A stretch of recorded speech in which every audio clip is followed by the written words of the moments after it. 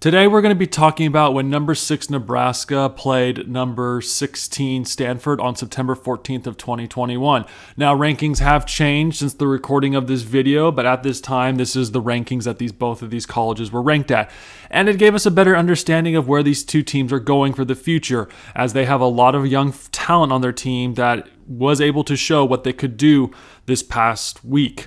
And with that being said, guys, I think as we talk about these teams today, I think you're going to find it very interesting to hear about what they have to offer going forward, as these teams will be playing each other more going forward into the future as well. I believe it's the next couple of years that they'll be switching between playing at Stanford or playing at Nebraska. But in the end, we'll actually get to see these teams play in a non-conference game going forward into the future. And with that today, guys, let's begin today's video about when number 6 Nebraska took on number 16 Stanford.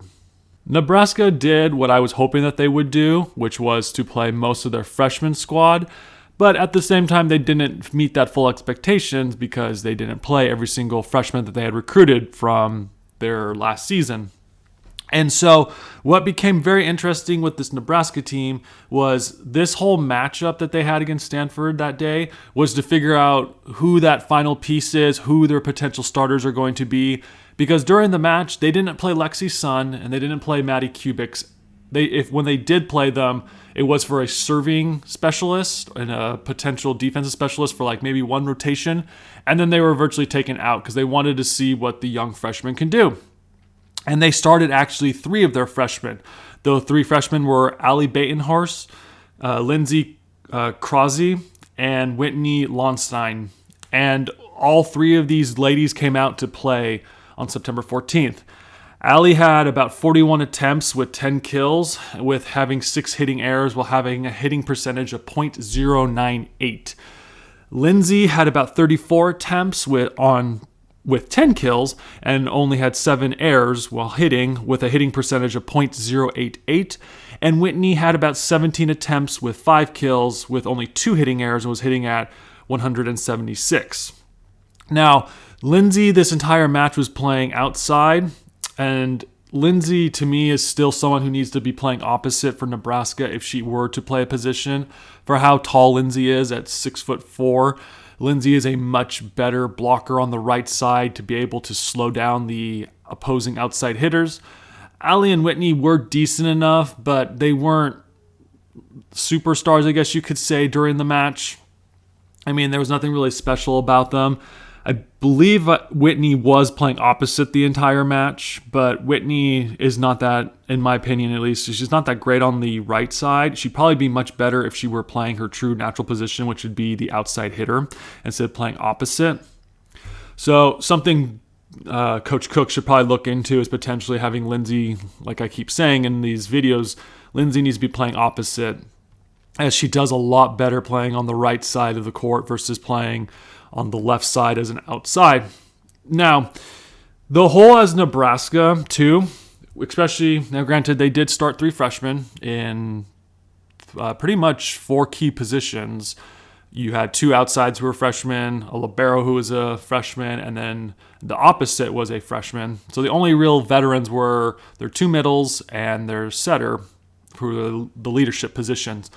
Nebraska struggled with passing during this match heavily, and especially on serve-receive. Nebraska was struggling so bad, in fact, that here are the scores what they played. So they lost the first match 25-19, but then Nebraska did win 25-12, which I'll cover more why when we talk about Stanford. And then Nebraska lost the third set, by 25-21, and then they lost the fourth set 25-23. Nebraska really struggled a lot on their serve-receive. Defensively, they were okay. They had about 59 digs, and that was comparable to Stanford's 59 digs as well. But in general, their serve-receive was a bit shaky at times. They tend to struggle with teams who are aggressive servers like Stanford was, even though Stanford did miss a lot of serves, but they did struggle with the serve-receive. And it's something that the team as a whole needs to be able to work on if they have any chance of competing for a title this year for Nebraska. Now, what was really impressive, Lexi Rodriguez actually had a pretty decent match in general when she played.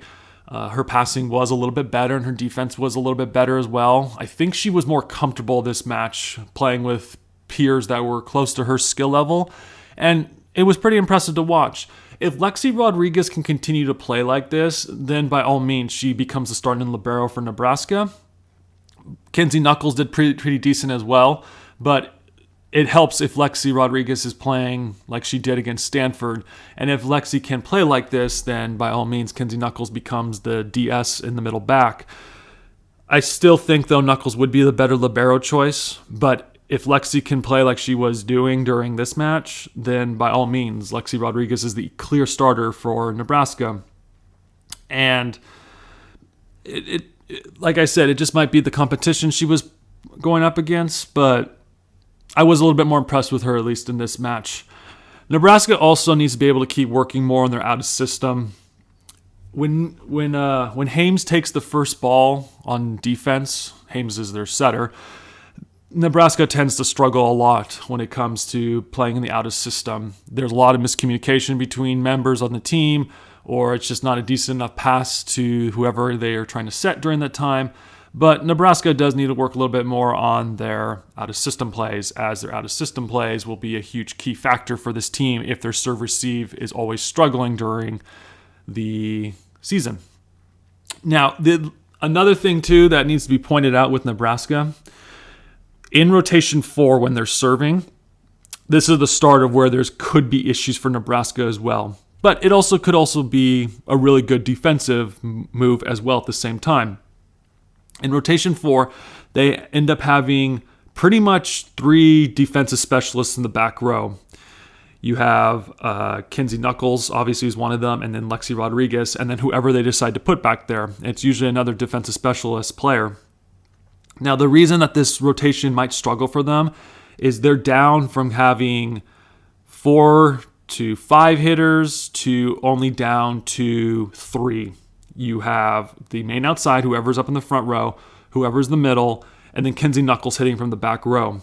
Rotation 4 could be a problem for Nebraska. Okay, it also depends on the team that they play. If they're playing against a team that's very offensive sounded, and if Nebraska's defense is really on that night, then rotation 4 is going to help Nebraska score a lot of points because having 3 defensive specialists in the back row will pay off in the long run. If, however, their defense is struggling or their serve-receive is struggling, you can expect Nebraska to lose a lot of points on rotation 4 based on the fact that they're really good defensively and potentially passing-wise, but their hitting will suffer a lot because of it because they're only down to 3 hitters. So that's something I do want to look more into as the future goes on for Nebraska is rotation 4 going to be a potential hazard for them in the future?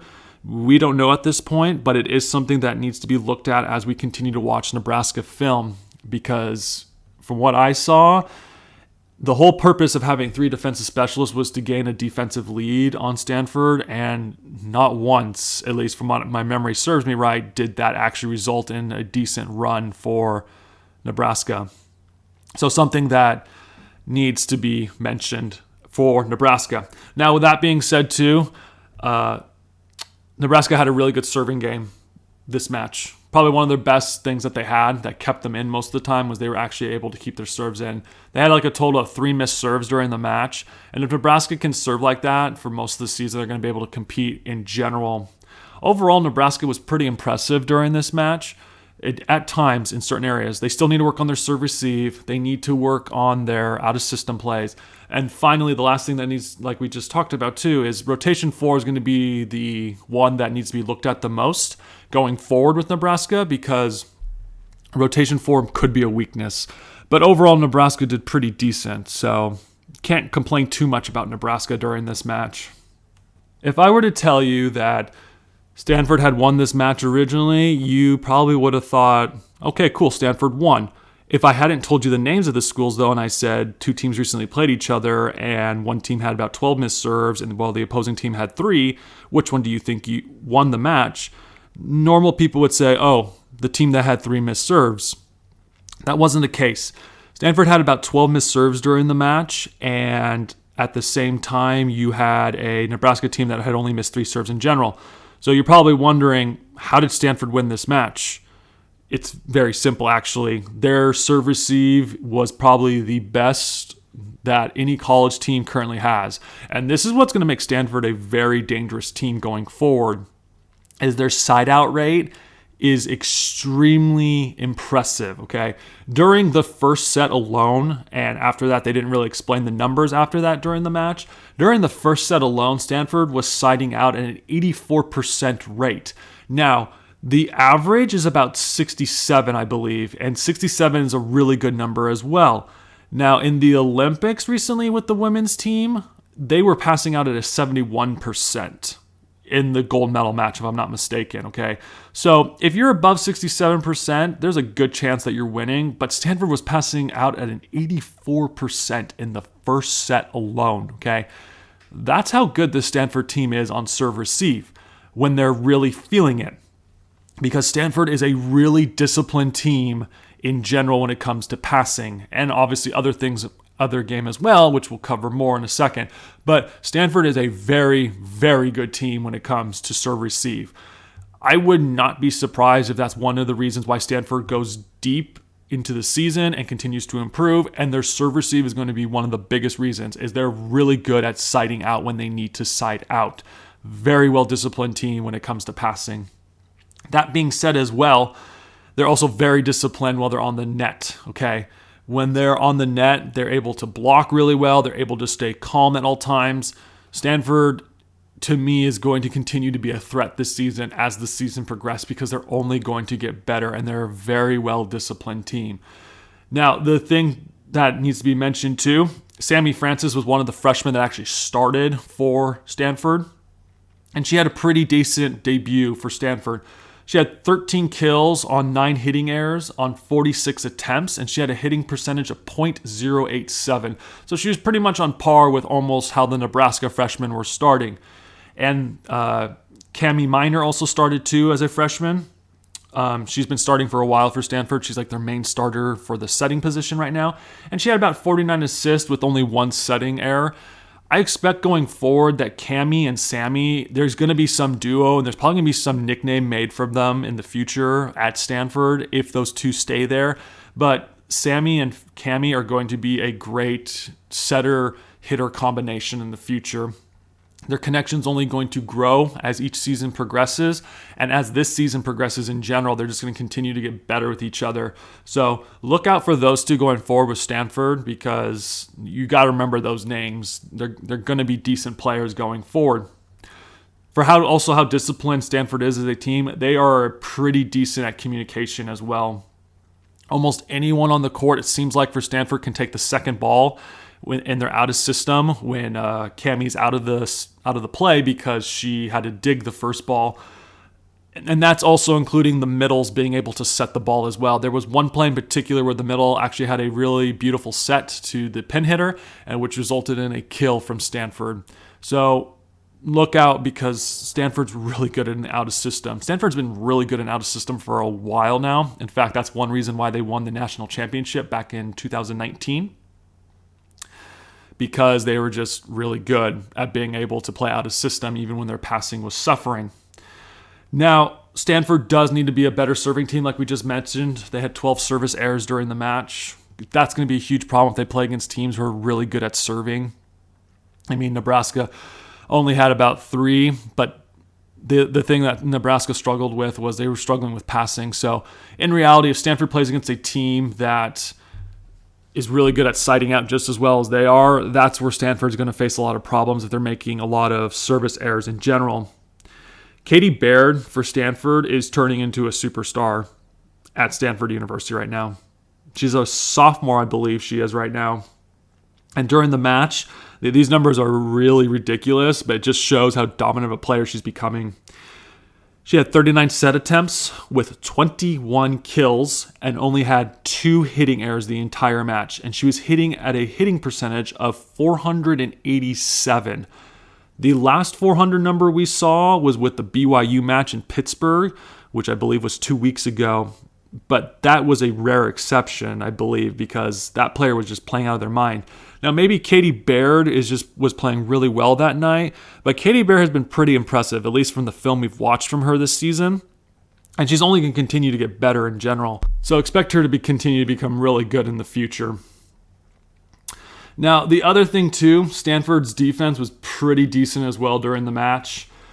Their back row defense was really good at digging the ball the entire time. And there were also times where it didn't look like they were going to be able to get the ball, and they still were able to get the ball. They had about 59 digs during the match, pretty even with Nebraska. The difference, though, between how Stanford was playing defense versus Nebraska was Stanford was in the right positions defensively to get the ball a lot of the times. Whereas Nebraska, it was a hit or miss with if they were in the right position, but Stanford's really good at being in the right positions when it comes to defense. So they continue to perform well in general. So their defense is just really, really good. That's the only thing I can say about them right now. Now, the other thing, the last couple things that needs to be talked about with Stanford, they still struggle with closing out sets. They struggled pretty badly against Nebraska to finish off the sets when they did. And that could be their Achilles heel for this season, is because they're such a young team still. But they're going to learn how to close out sets as the season progresses. So a lot of teams need to take advantage of Stanford's weakness of not being able to close out sets now if they have any shot of being able to compete against Stanford and to potentially kick them out of the playoffs, because you don't want to face Stanford come the playoff time if they can figure this out, because they're going to upset a lot of teams in the future. And the last thing, too, that Stanford struggles with is they're such a tall team in general that they're not used to having to go up against, I would say, shorter middles who are really, really quick. That's another problem that Stanford has, especially if those middles are running slides or three balls, even the one ball in general. If Stanford goes up against a team with a shorter middle, they will struggle blocking-wise against a middle who's fast, okay? Opposing teams are probably going to try to expose that when they play against Stanford as well, because it's just one of those things where if you're a slow team, got to just speed up the offense to beat them. So Stanford's got to figure out how to work in a system like that, but it's going to be a little difficult when they're such a tall team in general. But Stanford in general continues to be impressive. They're only getting better. From how they did against Texas to now is just really impressive what this team's being able to pull off, especially missing almost the entire last year. Stanford's a really true threat, guys. I cannot say it enough right now. Stanford's a pure underdog, but they're continuing to just get better as a team. Look out for Stanford, guys. That's it for today's video, guys. I have to say, fun match to watch. If you ever get the time to watch it, take time to watch it, as it'll give you a better idea of how these teams are playing now, so that when December gets here, you can make a more perfect prediction of how they're going to play. With that being said today, guys, if you had enjoyed this video, I ask that you please like and subscribe to this YouTube channel, as every like and subscription that we get can help grow this YouTube channel so that we can be able to keep talking about the game of volleyball. And as we continue to talk about the game of volleyball, we can cover more teams, because as our channel grows, we'll be able to keep talking about the game of volleyball. And so with that today, guys, I'd like to thank you for taking time out of your day to listen. Thank you, and goodbye.